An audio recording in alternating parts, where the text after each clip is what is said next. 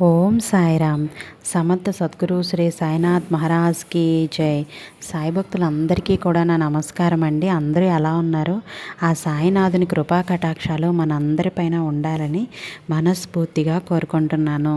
ఇక ఈరోజు వీడియోలో బాబా గారు ఏం చెప్పాలని అనుకుంటున్నారు అంటే కనుక, తల్లి ఎందుకు ఎంత బాధపడుతున్నావు? ఎవరి గురించి నీకు ఈ బాధ అంతా కూడా? ఎవరి గురించి నీకు ఎంత దుఃఖం పడుకుంటే ఏ రోజైనా కానీ కంటి నిండా ప్రశాంతంగా స్పృహ లేకుండా నిద్రపోయావా చెప్పు? ఎప్పుడూ కూడా మనసులో ఏదో ఒక ఆలోచనలతోని పీడిస్తూనే ఉంటుంది నిన్ను. ఎందుకు ఇలా జరుగుతోందో నీకు ఏమీ అర్థం కావడం లేదు. మనశ్శాంతి దూరమైంది, కంటికి నిద్ర దూరమైంది. ఇదంతా కూడా ఎవరి గురించి, దేనికోసం నీకు ఎంత ఆలోచన? ఏం జరుగుతుంది అసలు నీ జీవితంలో? అంతా కూడా నాకు తెలుసు తల్లి. అంతా కూడా కేవలం నీ బిడ్డ కోసం కదా. బాబా, నా బిడ్డలంటే నాకు ప్రాణం. నా కంటికి నాకు 2 కళ్ళు ఎంత ముఖ్యమో, నా బిడ్డలు కూడా నాకు 2 కళ్ళ లాంటి వాళ్ళు. నేను నా బిడ్డలు బాధపడుతూ ఉంటే చూడలేకపోతున్నాను. బాబా, నా బిడ్డల్ని కోప్పడ్డాను, నా బిడ్డల్ని ఒక దెబ్బ కూడా కొట్టాను. కానీ ఇదంతా కూడా కేవలం వారి మీద ప్రేమే కదా. బాబా ఎందుకు నన్ను అర్థం చేసుకోవడం లేదు? నేను ఏది చెప్పినా కూడా ప్రేమగా చెప్పినా, కోపంతో చెప్పినా, ఏది చెప్పినా కూడా వారి జీవితంలో ఎదగటం కోసమే కదా బాబా. నన్ను ఎందుకు అర్థం చేసుకోవటం లేదు? ఒక తల్లిగా, ఒక తండ్రిగా నేను పడుతున్న ఆవేదన నా బిడ్డలకి అర్థం కాదా? నేను ఇంకా ఏ విధంగా చెప్పాలో నాకు తెలియటం లేదు. కానీ నా బిడ్డ బాధపడుతుంటే చూడలేకపోతున్నాను. బాబా, అసలు నా బిడ్డ భవిష్యత్ ఏంటి? నా బిడ్డ జీవితంలో ఏం జరుగుతుంది? నా బిడ్డ ఏమన్నా నష్టపోతుందా? తను నష్టపోతే నేను బ్రతకలేను బాబా. ఎందుకంటే నేను బ్రతుకుతున్నదే నా బిడ్డల కోసం. మరి అటువంటి నా బిడ్డలు బాధపడుతూ ఉంటే నేను ఎలా ఆనందంగా బ్రతకగలుగుతాను? ఇదంతా కూడా వారి కోసమే కదా. ఇంత చేస్తుంది వారి కోసమే కదా. నేను తింటుంది, బ్రతుకుతుంది కేవలం వారి కోసమే కదా. మరి వారే నన్ను అర్థం చేసుకోలేకపోతే ఎలా బాబా? నేను ఎలా సంతోషంగా ఉంటాను? ఎలా ఆనందంగా ఉంటాను? ఇదంతా కూడా నా వల్ల కాదు బాబా. నా బిడ్డ గురించి వచ్చిన తలంపే నన్ను కన్నీరు మున్నీరు చేస్తుంది, ప్రశాంతంగా ఉండనివ్వకుండా చేస్తోంది. ప్రతి నిమిషం కూడా నన్ను బాధ పెడుతూనే ఉంటుంది. కడుపులో ఒక బండ వేసుకుని తిరుగుతున్నట్లుగా అనిపిస్తుంది. ఇదంతా కూడా దేనికి బాబా? నేను మనశ్శాంతిగా ఉంటే అదృష్టం నాకు లేదా? నా బిడ్డలు సంతోషంగా ఉండే రాత లేదా? నేను ఎన్నో బాధలు పడ్డాను, ఎన్నో కష్టాలను అనుభవించాను. నేను పడిన కష్టాలు, నేను పడిన నష్టాలు, దుఃఖాలు, బాధలు ఇవి ఏవి కూడా నా బిడ్డలకి రాకూడదనే కదా బాబా. నా బిడ్డల్ని ఆనందంగా ఉండాలని, వారి భవిష్యత్తు బంగారం కావాలని చెప్పి ఎదురు చూశాను. కానీ ఇప్పుడు నా బిడ్డ జీవితంలో ఇలా జరుగుతూ ఉంటే జీర్ణించుకోలేకపోతున్నాను బాబా. బాబా, నేను పడుతున్న తపనికి, తాపత్రయానికి, ఆశకు అన్నింటికీ కూడా వెలుగు నా బిడ్డలే కదా బాబా అని చెప్పి ఇలా ఎన్నో రకాలైన ప్రశ్నలను నిన్ను పట్టి పీడిస్తూ ఉన్నాయి కదా తల్లి. నేను లేనా? నీ బిడ్డలు అంటున్నావే, ఆ బిడ్డలు నాకు కూడా బిడ్డలే కదా. నువ్వు ఒక్క బిడ్డవే, ఆ బిడ్డలు కూడా నాకు బిడ్డలే. జగమంతటికీ కూడా ఒక తండ్రి స్థానంలో ఉన్నాను తల్లి. నీ బిడ్డలు ఎందుకు ఇలా బాధపడాల్సి వస్తుందో కారణం చెప్తాను విను.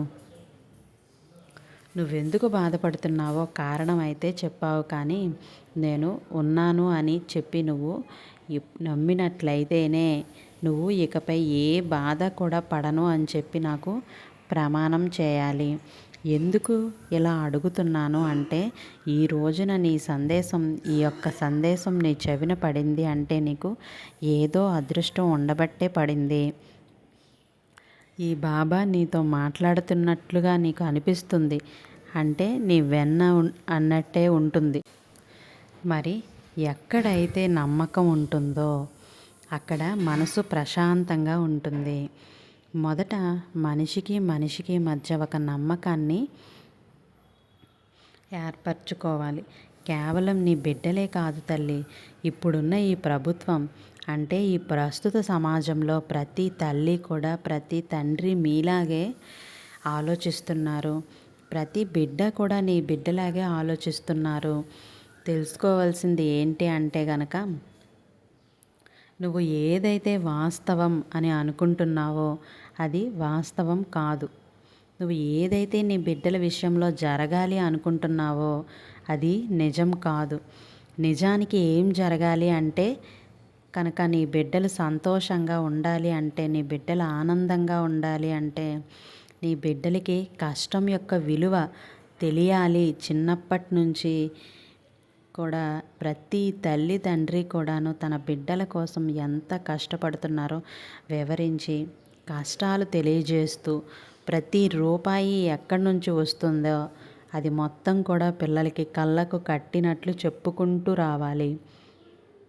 చదువు యొక్క విలువ ఏంటి, మనుషుల యొక్క విలువ ఏంటి, ప్రేమ యొక్క విలువ ఏంటి, ఇవన్నీ కూడా ఖచ్చితంగా నీ బిడ్డలకు తెలిసి రావాలి. బిడ్డ, ఇదంతా కూడా ఎందుకు చెప్తున్నాను అంటే గనక, ఇప్పుడున్న ఈ సమాజంలో ప్రతి తల్లి తండ్రి అనుకున్నట్టు మాట ఏంటి అంటే, ఏ కష్టమూ తెలియకుండా నా బిడ్డలు పెరగాలి అని చెప్పి అనుకోవటం ఇది చాలా తప్పు. ఎందుకంటే ప్రతి కష్టం తెలుసుకొని నీ బిడ్డలు బ్రతకాలి. అప్పుడే కదా కష్టాన్ని అర్థం చేసుకుంటారు. సుఖం వచ్చినప్పుడు సంతోషపడతారు. పడుతున్న నరక యాతన వెనుక ఉండే అర్థం అనేది వారికి తెలియాలి. అంటే కనుక ఖచ్చితంగా నీ బిడ్డలకి కష్టం యొక్క విలువ తెలియవలసిందే. నువ్వు పడిన కష్టాలు నీ బిడ్డ పడాలి అన్న ఉద్దేశంతోనే నేను ఇవన్నీ చెప్పడం లేదు తల్లి. కానీ కష్టం అంటే ఏంటో అర్థం చేసుకునే మనస్తత్వం అనేది బిడ్డలకు రావాలి. ఇప్పుడున్న ఈ కంప్యూటర్ కాలంలో ప్రతి పిల్లవాడు కూడా ఇలాగే ఉంటున్నారు. తల్లిదండ్రుల విలువలు తెలియకుండా బ్రతుకుతున్నారు.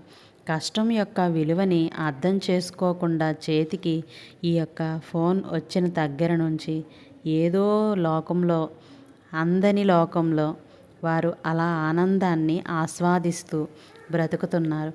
కనుకే కాస్తంత కష్టం వస్తే తట్టుకోలేకపోతున్నారు. బిడ్డ, నువ్వు ఇప్పటి నుంచి ప్రతిరోజు కూడా ఒక అర్ధగంట నీ బిడ్డలకి మంచికి చెడుకి తేడా చెప్పు. నువ్వు ఇంట్లో పనులు చేసుకునేటప్పుడు ఆ పని వల్ల నువ్వు ఎంత కష్టాన్ని అనుభవిస్తున్నావో ఆ పని వెళ్ళి తన పని ఎవరైనా అందుకుంటే లేదా తనకి ఎవరైనా సహాయం చేస్తే ఆ తల్లి ఎంత సంతోషపడుతుందో కూడా ఖచ్చితంగా బిడ్డలకు వివరించి చెప్పాలి. చదువు యొక్క విలువని పిల్లలకి తెలపాలి. అమ్మమ్మలు, నానమ్మలు, తాతయ్యల విలువ పిల్లలకి తెలియచేయాలి. బిడ్డ, కుటుంబం అంటే ఏంటో తెలపాలి. ఈ యొక్క సోషల్ మీడియా వల్ల జరుగుతున్న నష్టాలేంటో కూడా పిల్లలకు తెలియచేయాలి. ఇప్పుడున్న ఈ సమాజంలో ప్రతి బిడ్డ తెలుసుకోవాల్సిన విషయం, తల్లి మొదట నీ కష్టం ఏంటి నీ బిడ్డలకు వివరించి చెప్పు. తర్వాత నీ యొక్క లైఫ్ పార్ట్నర్ పడుతున్న కష్టం ఏంటో కూడా నీ బిడ్డకు వివరించి చెప్పు. నీ బిడ్డ చక్కగా చదువుకోవడానికి వెళ్తున్నారు అంటే వారికి ఏ కష్టం కూడా తెలియకుండా ఉండటానికి మీరు మనసులో పడుతున్న ఆవేదనను కూడా నీ బిడ్డకు వివరించి చెప్పు.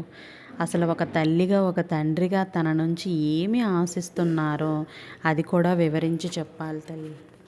తల్లి ఊరికనే చదువుకునే పిల్లల్ని చదువు మంచి మార్కులు తెచ్చుకో, మంచి ర్యాంకులు తెచ్చుకో అంటే అసలు అవ్వదమ్మా. ఎందుకు అంటే ఆ బిడ్డలకి కేవలం సుఖాలు మాత్రమే తెలుసు, కష్టాలు తెలియవు, కన్నీరు తెలియదు. అందుకనే ఎప్పుడన్నా ఒక చిన్న కష్టం వస్తే చాలు భయపడుతూ ఉంటారు. ఒక చిన్న బాధ వస్తే చాలు జీవితమే అయిపోయింది అన్నట్లుగా ఏడుస్తూ ఉంటారు తల్లి. పిల్లలకి ఇప్పుడు పరీక్ష కాలం కదా, ఈ పరీక్షా కాలంలో పిల్లలు ఎలా రాస్తారో అని భయపడుతూ ఉన్నావు కదా తల్లి. నువ్వు పిల్లల మనస్సులో ఎప్పుడైనా కానీ నువ్వు ఏదైనా ఒక మాట చెప్పావనో లేదా నువ్వు ఇంకొకటి ఏదైనా నేర్పించావనో లేదా ఇప్పుడు నేను చెప్పానని నువ్వు కష్టపెడుతున్నావనో లేదా చేపిస్తున్నావనో వీటి నుంచి ఏదో కూడా రాదు తల్లి. పిల్లలకి పట్టుదల తెలియాలి, కసి అనేది రావాలి. అది వారంతటికి వారికే రావాలి. అలా రావడానికి కొన్ని చిన్న చిన్న పనుల్ని అనేవి మీరు ఖచ్చితంగా తెలుసుకొని తీరాలి. ఎదుటివారి బిడ్డలు ఒక స్థాయిలో ఉంటే ఆ తల్లిదండ్రులు పడుతున్న ఆనందాన్ని మీరు కూడా కోరుకుంటున్నారు కాబట్టి పిల్లలకు తెలియపరచండి. చదువులో ముందుండండి అని హింసించవద్దు, కానీ జీవితంలో ఒకరి కింద ఎప్పుడూ చెయ్యి చాపకుండా బ్రతకాలి అని చెప్పి మాత్రం నేర్పించండి. మీరు కలెక్టర్ అవ్వాలి, పోలీసులు అవ్వాలి, డాక్టర్లు అవ్వాలి, లాయర్లు అవ్వాలి అని చెప్పి ప్రతి తల్లిదండ్రి కోరుకుంటారు. కానీ వారికి ఏది ఇష్టమో అది తెలుసుకొని వారు ఏదైనా ఒక తప్పుడు దారిలో వెళ్తూ ఉంటే అది తప్పు అని చెప్పి అర్థమయ్యే రీతిలో వారికి చెప్పి ఒక స్నేహితుడిలాగా లేదా ఒక స్నేహితుని రాళ్ళలాగా ఒక స్నేహితురాలిగా ఉండి వారికి ఎలా అయితే చెప్తే అర్థం అవుతుందో ఆ విధంగా అయితే తెలియచేయాలి. బిడ్డతో నువ్వు మెలగాలి. అలా మెలిగి వారి యొక్క ఇష్టాలు ఏ రకంగా చెప్తే వారికి అర్థమవుతుంది, ఏ విధంగా వారు తెలుసుకుంటారు అని చెప్పి నువ్వు ముందర తెలుసుకోవాలి. ఇప్పుడు ఇప్పుడు జరుగుతున్న పరీక్షల గురించి కంగారు పడద్దు. ఒకవేళ తక్కువ వచ్చినా కూడా నిరాశ పడవద్దు. మార్కుల విషయంలో తల్లి ఒకవేళ తక్కువ మార్కుల్లో కనుక పాస్ అయ్యారని చెప్పి సంతోషపడు. తక్కువ వచ్చాయి అని చెప్పి బాధపడకు. నీ బిడ్డలు పరీక్షలు చక్కగా రాస్తారు. నేను ఉన్నానమ్మా. అన్నీ కూడా సక్రమంగా దివ్యంగా జరిగేలా నేను చూసుకుంటాను. దేని గురించి కూడా మనసుకుని ఆందోళన పడేలా చేసుకోవద్దు, కంగారు పడేలా చేసుకోవద్దు. ప్రతీదీ కూడా తప్పకుండా నువ్వు కోరినట్లుగానే జరుగుతుంది. జరిగేలా నేను ఏర్పాటు చేస్తాను. ఇప్పుడు ఏదైతే నువ్వు అయోమయ స్థితిలో ఉన్నావో, అయ్యా నా బిడ్డ సరిగ్గా పరీక్ష రాయదేమో, నా బిడ్డ సరిగ్గా అందరితో పాటు ఈ ఒక్క మాట తీసివేసుకో తల్లి. ఎందుకంటే అందరూ వేరు, నీ బిడ్డ వేరు. నీ బిడ్డ కాస్తంత నేర్చుకోవాలి, కాస్తంత కష్టం విలువ తెలుసుకోవాలి, కాస్తంత తల్లిదండ్రుల విలువ తెలుసుకోవాలి. ఇదంతా కూడా మొదటి నుంచి వస్తే బాగుండేది. కానీ కష్టం తెలియకూడదు అని నీ తల్లి మనసు పడే వేదన ఉంది చూసావు, అదే ఇప్పుడు నీ కష్టానికి కారణమైంది. కనుక ఎప్పటికైనా మించిపోయింది ఏదీ లేదు. ఖచ్చితంగా చెప్తాను తల్లి, ఖచ్చితంగా చెప్తాను. నీ బిడ్డ ఒక స్థాయిలో ఉంటుంది. నీ ఒక్క బిడ్డే కాదు తల్లి, నీ ఇద్దరు బిడ్డలు కూడా. నువ్వు ఏ బిడ్డ గురించి అయ్యో నాకు ఈ బిడ్డకు మాత్రం ఏ కష్టం వస్తుందో, అయ్యో ఈ బిడ్డకి ఏ కష్టం వస్తుందో అని చెప్పి ఒక బిడ్డను ప్రత్యేకంగా కేటాయించుకోకు. నీ ఇద్దరి బిడ్డలకి కూడా ఏ కష్టం రాకుండా నేను చూసుకుంటాను తల్లి. నేను చెప్పాలి అనుకున్న ఆంతర్యం ఏంటో నీకు ఇప్పటికే అర్థమైంది కదా. బాధపడకు. నీ బాధ అంతా కూడా నీ బిడ్డ గురించి అని నాకు పూర్తిగా అర్థమైంది. జరగబోయేది ఏంటి ఇదంతా కూడా నేను చెప్తాను. నువ్వు ఆశించిన మార్కుల కంటే కొంచెం తక్కువ నీ బిడ్డకు వస్తాయి. పర్వాలేదమ్మా, పర్వాలేదు చెప్తున్నాను కదా. కానీ ఈసారి మాత్రం తర్వాత క్లాసులో మాత్రం నీ బిడ్డకు నువ్వు ఆశించిన మార్కుల కంటే ఎక్కువ వస్తాయి. నీ బిడ్డ ఇంకా పాస్ అవుతుంది. సంతోషపడు, ఆనందపడు. నీ బిడ్డని నువ్వు కృంగతీయమాకు. కృంగదీసే మాటలు, కోపగించుకునే మాటలు ఇవేవీ కూడా మాట్లాడొద్దు తల్లి. నిదానంగా మాట్లాడు. నీ బిడ్డకు అర్థమయ్యే రీతి ఒకటి ఉంటుంది, అది నీకు ఇప్పటికే తెలిసి ఉంటుంది. ఆ రీతిలో వెళ్ళి మాట్లాడు, అంతా సర్దుకుంటుంది. మరి ఇన్ని సంవత్సరాలు ఏ కష్టం లేకుండా పెంచావు కదా, కొన్ని రోజులు నువ్వే కష్టపడాలి. నీ బిడ్డను దారిలోకి తెచ్చుకోవాలి. ఒక తల్లిగా, ఒక తండ్రిగా అది కేవలం నీ బాధ్యత మాత్రమే. ఏ బిడ్డకు ఏది రాదు, కానీ నువ్వు మాత్రం నిర్లక్ష్యంగా ఉండకు. కోప్పడినా, అరచినా, తిట్టినా దగ్గరికి తీసుకోకు. అవసరమైతే కంటి నీరు పెట్టుకో. నీ బిడ్డ మారాలి, మారే ప్రయత్నం చేయి. తప్పకుండా తెలుసుకుంటారు. ఒక రోజు, 2 రోజులు, 3 రోజులు కష్టపడు, కానీ 4వ రోజు తప్పకుండా మార్పు వస్తుంది అని చెప్పి గమనించు. తప్పకుండా వస్తుంది. అర్థమైంది కదా? తప్పకుండా మార్పు అనేది వస్తుంది. మార్పు వచ్చేలా ఈ బాబా చూసుకుంటారు తల్లి. కంగారు ఎందుకు చెప్పు? ఈ బాబా నీకు అండగా ఉండగా నీ బిడ్డ చదువులో ముందుంటుంది, భవిష్యత్తులో ముందుంటుంది. నీ బిడ్డకు రేపు వివాహం అయితే మంచి పార్ట్నర్ దొరుకుతాడు, మంచి భాగస్వామి. నీ బిడ్డ సంతోషంగా ఉంటుంది. నువ్వు ఇప్పటి వరకు నీ బిడ్డ గురించి ఏవైతే కలలు కన్నావో ఆ కలలన్నీ కూడాను ఖచ్చితంగా నెరవేరుతాయి, నిజమవుతాయి. సంతోషంగా ఉండు. నువ్వు బాధపడితే కుటుంబం మొత్తం బాధపడుతుంది. కుటుంబంలో ఒక గందరగోళ స్థితి ఏర్పడుతుంది. అందరి మనసులు బాధపెట్టిన దానిని అవుతావు కూడాను. కాబట్టి బాధపడకు. సంతోషంగా ఉండు, ఆనందంగా ఉండు. అంతా సర్దుకుంటుంది. సరేనా? వింటావు కదా తల్లి? నా మాట విను తల్లి. నీ బిడ్డల భవిష్యత్తును చూసే బాధ్యత నాది. నీ బిడ్డలకి బంగారు భవిష్యత్తును నేను ఇస్తాను. చదువులో ఖచ్చితంగా ముందుండేలా నేను చేస్తాను. ఈ ఒక్క సంవత్సరానికి కాస్తంత తేలికగా తీసుకో. నువ్వు ఊహించినవన్నీ మార్కుల కంటే కూడా ఒక 2-3 మార్కులే తక్కువ వస్తాయి అంతే. అంతలోనే ఏమీ అయిపోదు, ఏమీ జరిగిపోదు. ప్రతి మనిషి కూడాను కష్టం విలువ తెలుసుకోవాలి, కష్టం గురించి అర్థం అవ్వాలి. కష్టాలు వస్తున్నాయేమో కానీ భయపడకూడదు. ఆ కష్టం నుంచి తట్టుకోగలవు కాబట్టే వచ్చింది అని చెప్పి నువ్వు ఈ బిడ్డకు ధైర్యాన్ని ఇవ్వాలి, అన్నీ నేర్చుకోవాలి. తల్లిదండ్రులుగా ఇది నీ బాధ్యత. ఈ విషయంలో నీకు నిర్లక్ష్యమే తగదు కదా తల్లి. తెలుసుకో అని చెప్పి ఈరోజు బాబా గారు మనకి చాలా చక్కటి సందేశాన్ని అందించారండి. ఐ హోప్ ఈ వీడియో మీ అందరికీ నచ్చిందని అనుకుంటున్నాను. ప్రతి ఒక్కరూ కూడాను శ్రద్ధ సబూరి అని కామెంట్ చేయండి. ఇంకా మన ఛానల్ సబ్స్క్రైబ్ చేయని వాళ్ళు సబ్స్క్రైబ్ చేయండి.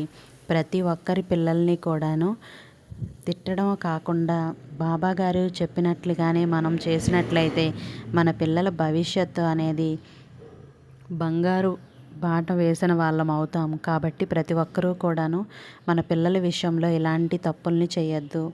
ఓం సాయిరామ్. సర్వే జన సుఖినో భవంతు. Thank you for watching.